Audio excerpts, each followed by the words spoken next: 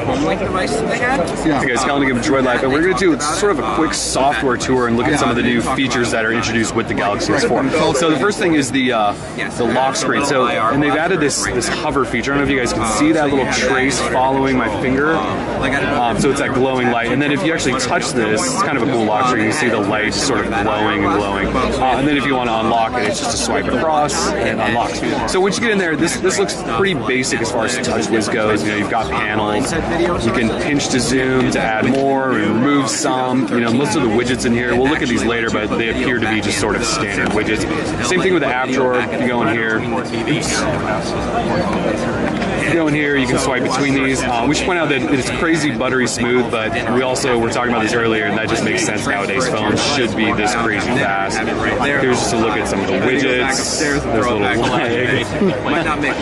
But you know, same stuff you guys have seen a number of times. We go ahead and go into settings. I would love to talk to somebody more about. You can see they've actually changed the menu up in here. It's not just the standard Android One panel. You actually have 4 panels of stuff up here now.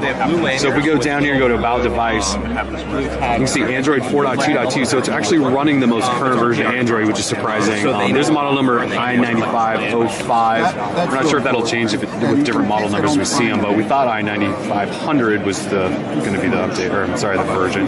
But if we go in here and go to My Device, this is where you're going to see motion and gestures. So some of the new features they introduced, like palm motion, where you can basically adjust your phone just by waving across it. We'll show you that in a second. Air gestures, that thing I was doing on the lock screen where I was hovering my finger. But then if we go back here to Smart Screen, this is where you see Smart Scroll and Smart Pause, which are what focuses on your eyes, and then you're able to scroll and turn away and pause videos and things like that. So we'll try to show you one of those as well.